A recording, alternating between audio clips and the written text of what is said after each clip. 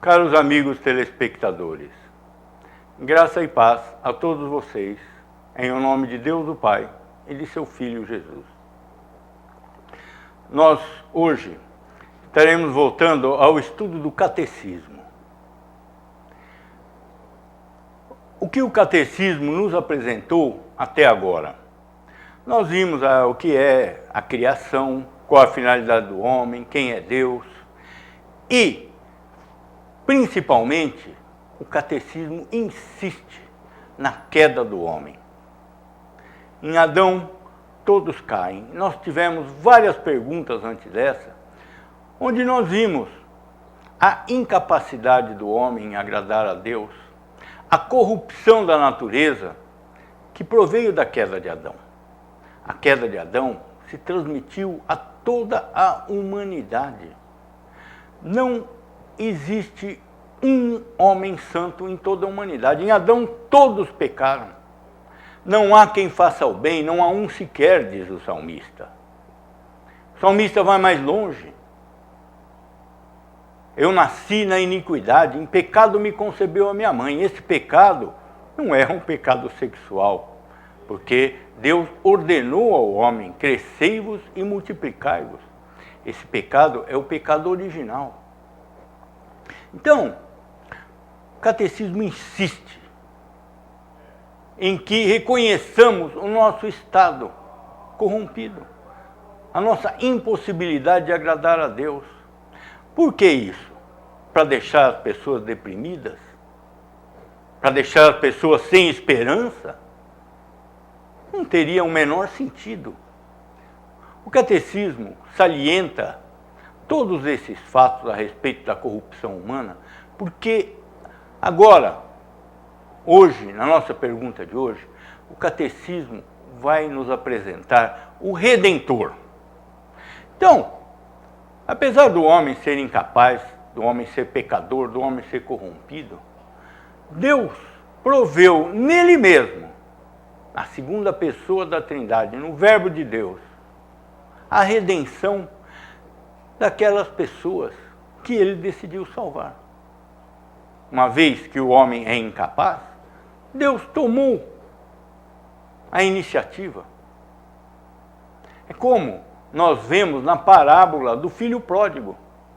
O filho pródigo está ao longe, voltando para a casa do pai, consciente da sua miséria, maltrapilho, sem coragem de se aproximar. O pai vê aquele filho ao longe e corre de encontro a ele, e o abraça, e o beija, e o perdoa. É assim a salvação do homem. Nós então vimos até aqui o estado corrompido, a pecaminosidade, a incompetência, a incapacidade do homem. Todos somos pecadores. Mas o catecismo vai nos ensinar também que nós podemos ser aceitos por Deus sendo pecadores. Ninguém precisa ser santo para ser salvo.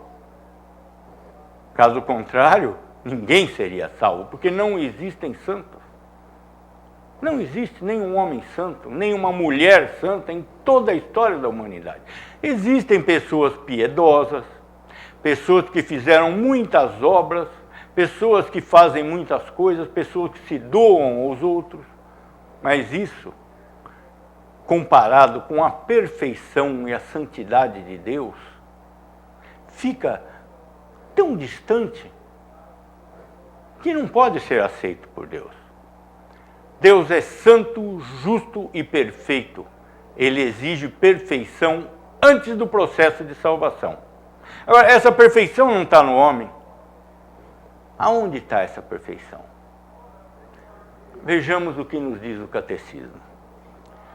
Pergunta 21. Quem é o Redentor dos escolhidos de Deus? Resposta. O único Redentor dos escolhidos de Deus é o Senhor Jesus Cristo, que, sendo o eterno Filho de Deus, se fez homem. E assim foi e continua a ser Deus e homem em duas naturezas distintas e uma só pessoa para sempre. Aqui, novamente, o catecismo coloca em evidência uma coisa que é de extrema importância. Jesus não é um homem comum. Jesus é Deus encarnado. A diferença é simplesmente infinita, de zero para infinito. Jesus não é um homem comum. Se Jesus fosse um homem como nós, seria imoral adorar e prestar culto e respeitar a Jesus dessa forma que é colocado. Nós não podemos colocar um igual a nós numa posição de deificação. Jesus pode ser glorificado. Por quê? Porque ele é Deus, ao mesmo tempo em que é homem. Esse é o milagre da encarnação. Pela encarnação, não nasceu lá no ventre da Virgem um homem comum como nós. Esse homem que nasceu é o Filho de Deus, é o Verbo de Deus que assumiu uma natureza humana. Então Jesus não é um homem comum. Caso contrário, ele não poderia ser o Redentor. O Redentor tem que estar em contato com a natureza divina e com a natureza humana. E o Redentor tem que ter mais algumas outras qualidades que nós vamos ver ao longo da nossa pergunta de hoje. Então, Jesus Cristo é Deus encarnado. Enquanto ele tabernaculava aqui na terra, ao mesmo tempo em que ele era o homem que chorou diante do túmulo de Lázaro, que verteu gotas de suor que se transformaram em sangue pela sua angústia, pela sua aflição antes do seu sacrifício. Esse mesmo homem é o Verbo de Deus, onisciente, todo-poderoso. Jesus nos diz que ele não foi morto, ele entregou a sua vida para retomá-la em seguida. Esse é um mandato que só cabe a Deus. Nenhum homem pode criar vida em si, somente Deus pode criar vida.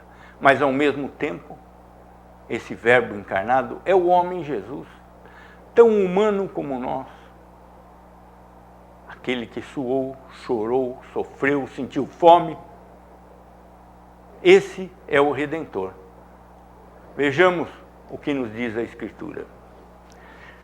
Primeira carta a Timóteo, capítulo 2, verso 5. Porquanto há um só Deus e um só mediador entre Deus e o homem, e os homens, Cristo Jesus, homem. Então, Jesus Cristo não é uma pessoa comum como nós. Ele tem na sua pessoa duas naturezas. Ele é Deus, ele é homem. Caso contrário, não poderia ser um mediador. E quem é essa pessoa de Jesus Cristo? Essa pessoa de Jesus Cristo é o Verbo de Deus.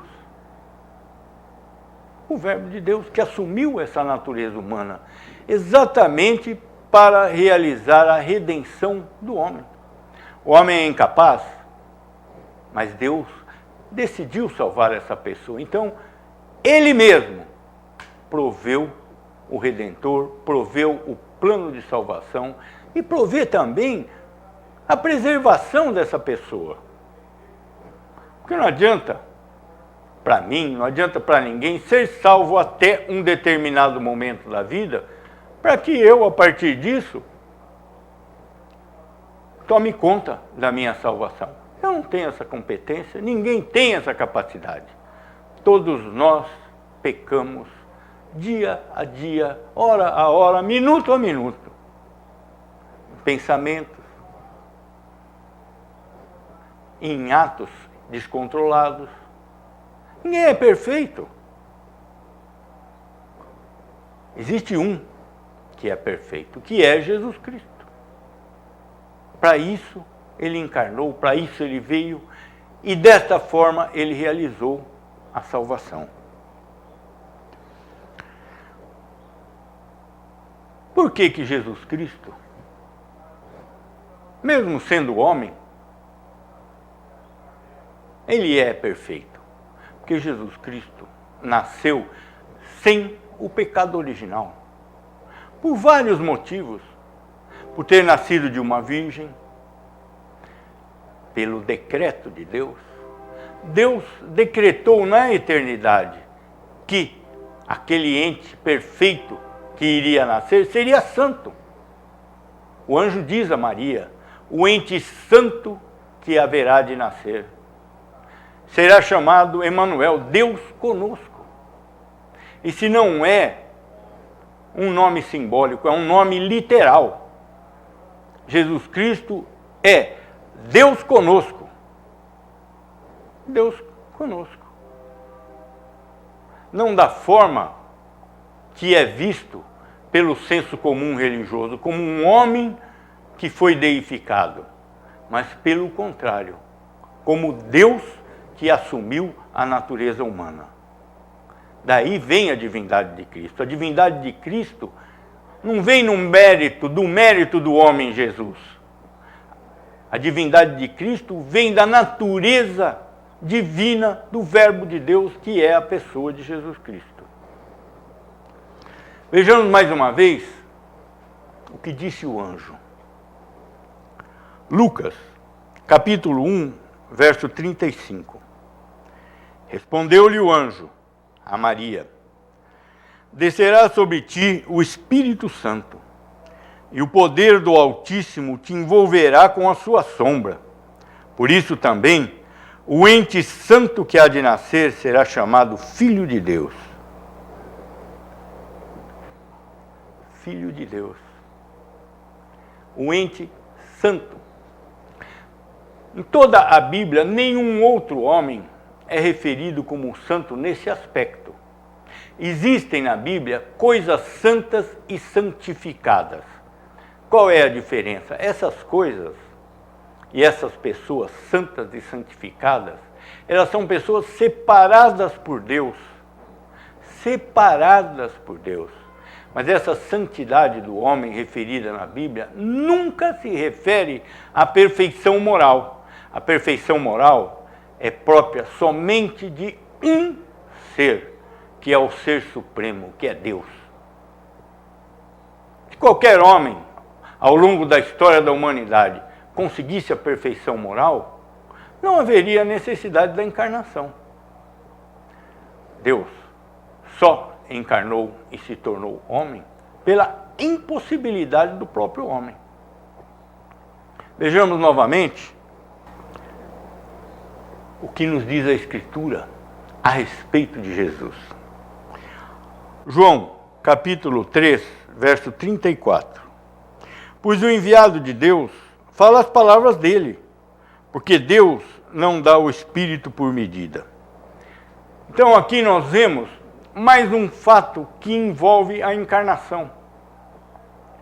O nascimento virginal, o decreto de Deus. E Deus deu àquela criança que iria nascer o seu Espírito sem medida. As obras que Jesus realizou aqui na terra foram por intermédio do Espírito de Deus. Ele recebeu o Espírito sem medida. Sem medida. Por quê? Porque pela sua natureza divina, ele estava em íntima comunhão com o Espírito, em íntima comunhão com o Pai.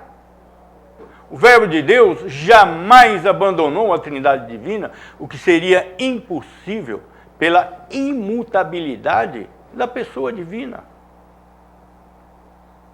Então esse é o nosso Redentor. Homem como nós, para sofrer todas as tentações, todas as dificuldades que nós sofremos aqui na terra, porém, sem pecado. Pelo decreto de Deus, pelo nascimento virginal, por ter o Espírito sem medida.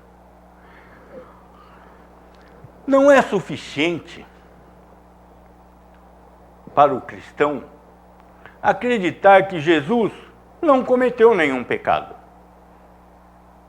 Jesus não só não cometeu nenhum pecado, como não existia nele a possibilidade de cometer o pecado. Adão foi criado sem pecado, ao contrário de nós, que somos criados em pecado, que somos nascidos em pecado. Adão foi criado sem pecado, mas pecou, ele tinha a possibilidade de pecar. Os anjos foram criados sem pecado, mas pecaram e caíram, porque apesar deles terem sido criados sem pecado, existia neles a possibilidade de pecado. Já em Jesus, não existia a possibilidade de pecado. Jesus não só não pecou, como ele era impecável. Não existia no caráter de Jesus a possibilidade de mancha, de pecado, de mal. Jesus Cristo foi muitas vezes rude, justamente com os religiosos de sua época. Por aí nós vemos que o cristianismo não é essa coisa tímida e efeminada que nós vemos no senso comum religioso. O cristianismo exige da pessoa coragem, como Jesus teve coragem de enfrentar todos os governantes romanos, o sinédrio e os religiosos da sua época. Jesus nunca dirigiu uma palavra áspera a qualquer pessoa humilde que o procurou. Mas com relação aos poderosos, ele nunca se rebaixou.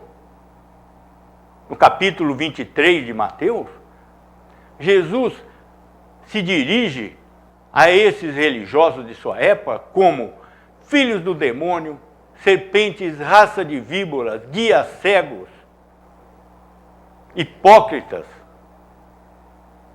Jesus não era um homem tímido, não era uma pessoa medrosa. Ele era um homem rude e viril quando precisava, e uma pessoa extremamente amorosa do outro lado. Isso é o exemplo do cristianismo. Isso é o exemplo do cristianismo. Então, em tudo isso, Jesus jamais pecou, porque era impossível para Jesus pecar. O que nos diz o autor de Hebreus?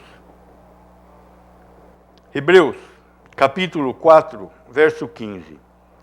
Porque não temos sumo sacerdote que não possa compadecer-se das nossas fraquezas. Antes, ele foi tentado em todas as coisas à nossa semelhança, mas sem pecado. Deus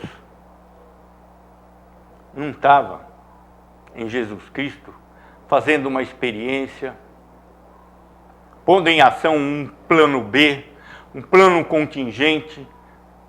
Deus não foi pego de surpresa pelo pecado de Adão, não foi pego de surpresa pela queda dos anjos.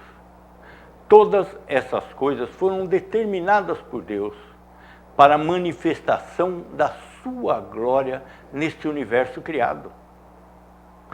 Esse é o plano de Deus, a manifestação da sua própria glória.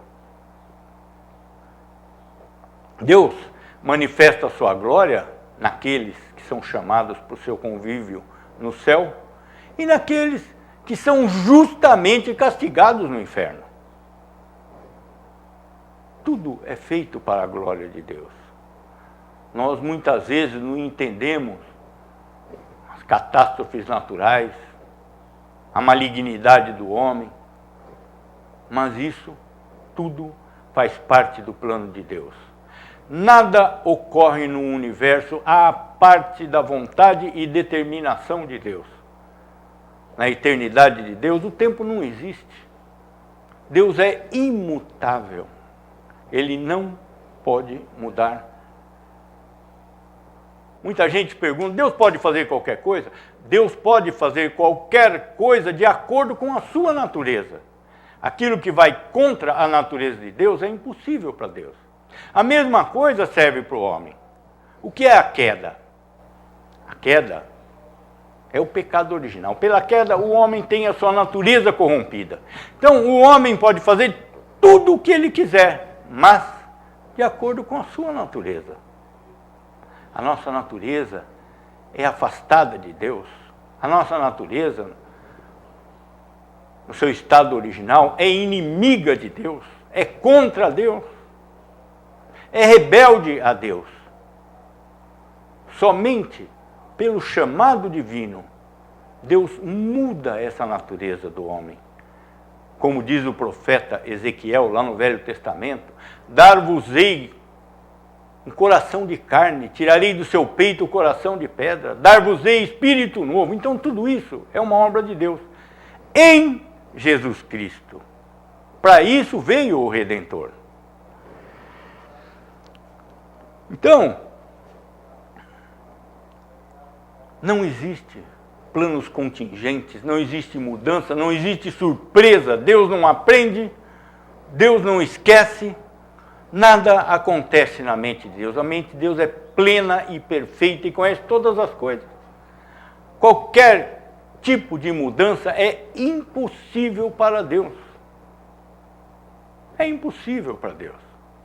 Porque Ele é perfeito. Não existe mudança no que é perfeito.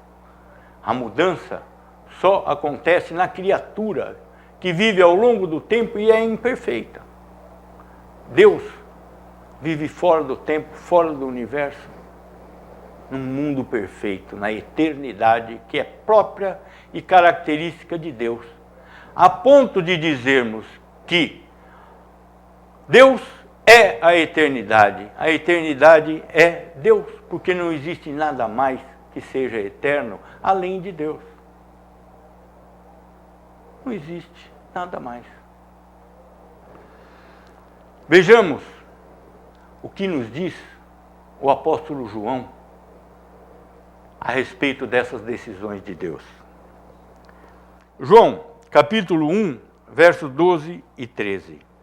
Mas a todos quantos o receberam, deu-lhes o poder de serem feitos filhos de Deus, a saber, aos que creem no seu nome, os quais não nasceram do sangue, nem da vontade da carne, nem da vontade do homem, mas de Deus. O que o apóstolo está nos dizendo aqui? Que aqueles cristãos verdadeiros que passaram pelo novo nascimento, não nasceram da sua própria vontade, não nasceram da vontade do homem, da vontade da carne, não nasceram da vontade do sangue.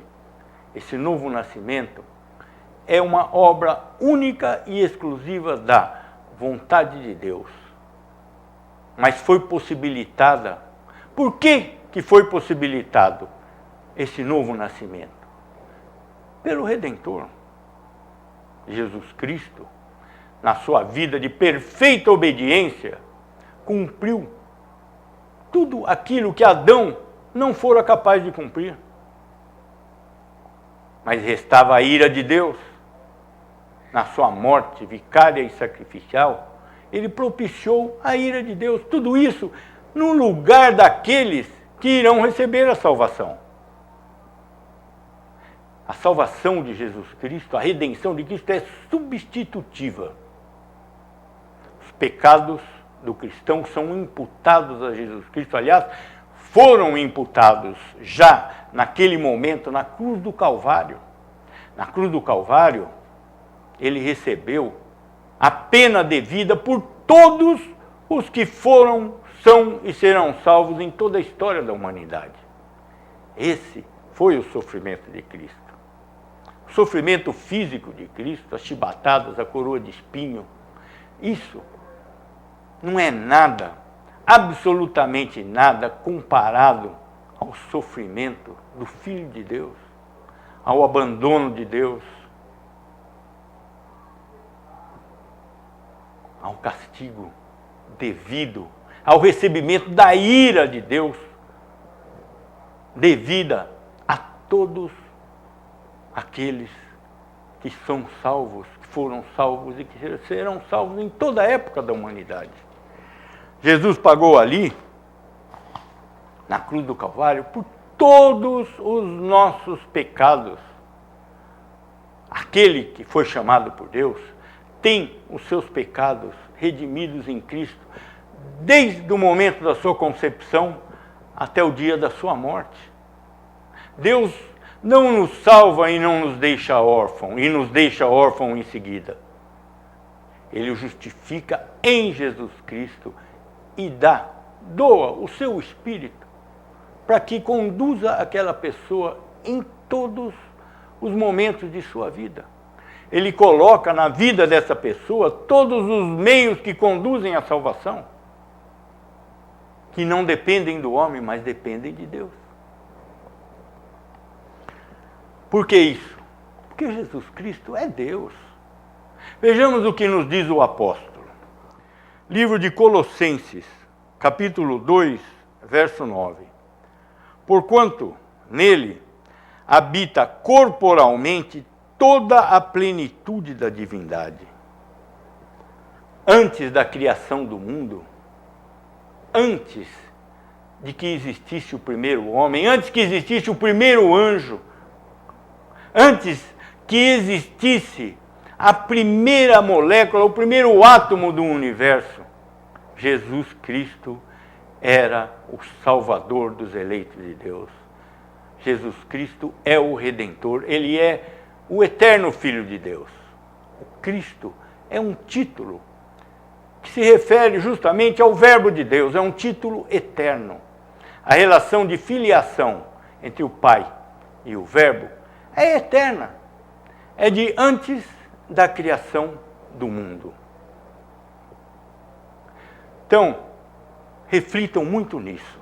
Jesus não é um homem comum, Jesus é Deus encarnado. Pensem bem no que representa essa diferença. Oremos. Pai onipotente, Deus eterno, Criador dos céus e da terra e tudo quanto nele se contém, ensina-nos, Pai, a glorificá-lo conforme os preceitos estabelecidos em Tua palavra.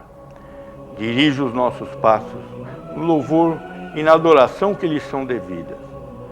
Tem misericórdia de nós e perdoa-nos os nossos pecados, em o nome de Cristo. Amém.